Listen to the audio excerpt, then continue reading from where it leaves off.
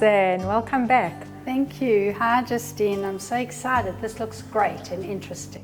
I'm sure it does. There are a lot of items here that many people don't usually include in their diets. And I really want to emphasize the benefit of how to include legumes as part of our healthy diet because they are incredibly beneficial. So perhaps we should start with you giving me an indication of what you know about legumes, perhaps if you include them yourself in your diet at the moment, and then I can give you some suggestions. So what I know about legumes is that it causes gas.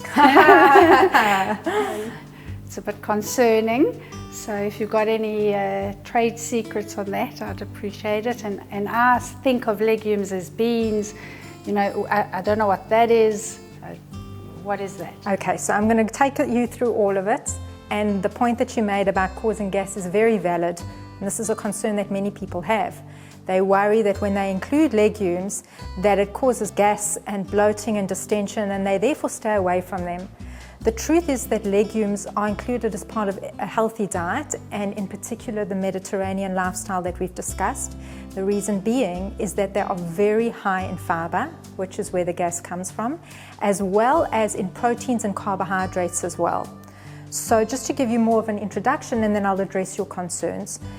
In general, legumes are high in protein and carbohydrate, and they can be included for vegetarians and for vegans as well in order to replace proteins that they lack from eating animal products.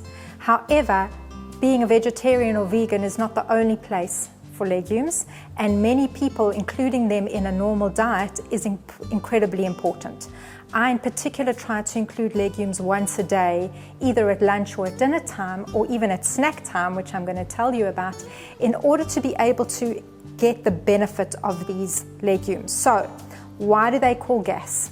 Why do they cause gas? Is because they have got on within their properties a product called, it's a big word, galacto-oligosaccharides. Okay, sounds like gas to me. And GOS. And when we eat products like this, particularly when we're not drinking enough water to go with it, then we can get a lot of bloating and distension in the body. The trick to cooking legumes and including them in a way that prevents as much gas being formed is really in the soaking process and how we prepare them. So for example, I'll take an example here. These are chickpeas. I have already soaked them. So the natural way that they look is a lot smaller and rounder and harder. What I've done with these is that I've soaked them for about 12 to 24 hours. You can choose the length of time that you want to soak them for. I prefer to soak them for longer in water. So you need a lot more water than the actual chickpea to start. And my trick is to add bicarbonate of soda into the water. And this helps to draw out a lot of those products that then cause gas and bloating and distension. That's an amazing trick. Chickpeas are wonderful to add into salads. They're amazing to add into stews and curries. In fact, there's a specific Moroccan dish. I don't know if you've ever heard of it. It's a Moroccan soup where you've got couscous as the basis of the grain, and then almost like a soup that is made with chickpeas and vegetables that you eat together. And when that happens, you combine the legume and the grain, and this becomes a complete protein for a vegetarian or a vegan. So it's wonderful for them to include. The delicious snack, which I know you've tried previously in my videos, which I then took these chickpeas and roasted in the oven to create this delicious snack. You can taste another one if you'd like. I'd love to in a minute. So I'm sorry to interrupt.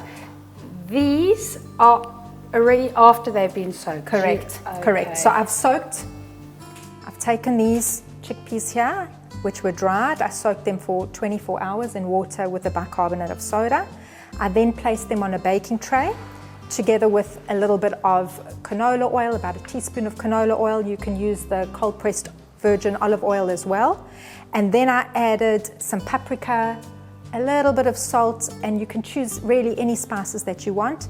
And I roasted these in the oven until they were crunchy. Some ovens take a little bit longer, some less. And these are a wonderful snack to have and include instead of nuts, and they give you the good fiber component that legumes have together with the proteins and the carbohydrates. So that's one idea. You asked about these legumes here, which are actually soya beans. Okay, so soya is another topic of hot debate, particularly because of the phytoestrogen component of them. And in truth, most of our legumes have got phytoestrogens in them and have got phytosterols in them as well. And the benefit of them is that they do not actually act as an estrogen in the body. It's not the same as having a synthetic estrogen that you are taking in. It actually helps and assists in a much better way for our bodies to be able to include natural soya products instead of maybe some of the processed ones. So I don't have to worry about soya? So the processed soya I wouldn't include too much of, but beans like soya beans and edamame beans are very wonderful and healthy, and in fact they're not only part of the Mediterranean diet, they are also part of many of the Eastern diets as well as the DASH diet, which is to lower blood pressure. What I love doing with soya beans is I create a salad with that. I boil those up. I don't necessarily even soak those. Boil them up and I add that with tuna and a little bit of low-fat feta cheese and some salad, and it makes a very delicious and wholesome meal. Interesting. These are beans that I generally include into stews and curries. And again here, you can soak them to start off with, but because of the cooking process that they're going through in order to cook together with a meat or a chicken dish or even a fish dish, you don't necessarily have to soak them for as long, perhaps about an hour in the fridge before cooking them, and that adds a wonderful component of fiber and helps to lower blood sugar when included in dishes as well.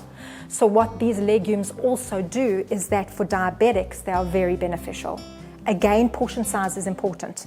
If you eat too much of any of these, it will push blood sugar level up. It will cause a lot of fiber to come into the body and can cause that bloating and distension that so many people complain about. However, if you eat them as one serving size a day, between half and a cup of any of these or a mixture of these, they really help to increase your wellness. They also have many antioxidants as well, which means that they work to reduce inflammation in the body. So they're very beneficial from an inflammation point of view as well. So just to go back, you mentioned a half a cup or a cup of any of these or a mixture of these per day.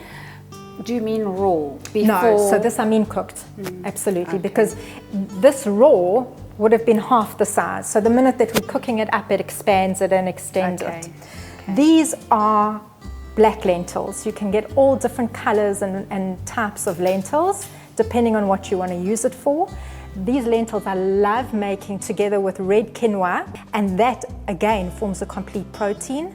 This, for example, with tofu and some vegetables like mushrooms and spinach with a little bit of tahina, makes the most delicious meal, which is full of fiber and bursting with nutrients. And then finally, these are your wonderful white cannellini beans, which are very frequently used in soups like minestrone soup.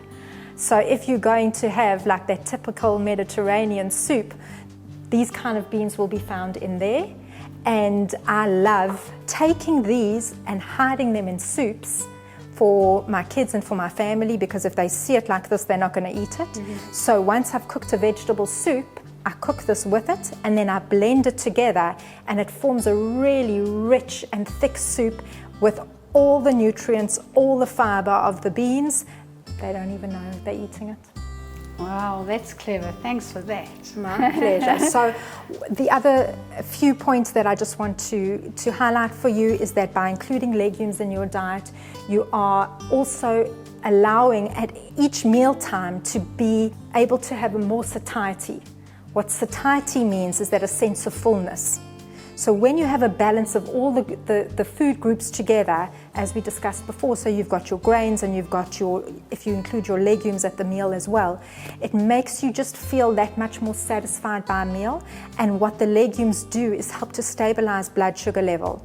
So for diabetics, that's one of the reasons that they are so beneficial. They also help to lower your LDL cholesterol in your body, which is the cholesterol that causes the most disease with heart disease, the most damage with heart disease. So these are really, if you can introduce all different kinds of legumes in various ways into your diet, you will be covering a spectrum of all of the properties and allow for better health, both from an anti-inflammatory point of view, a fiber point of view, and that sense of fullness that you get from eating a meal. So the legumes seem like one of the healthiest things that I should be adding into my diet. Absolutely. Okay. If you can include it once a day, you'll be doing really well. The thing is, because again, to address your gas issue, when you're introducing them for the first time, start with a smaller amount. I wouldn't go and eat a cup a day of something new that you've never tried before.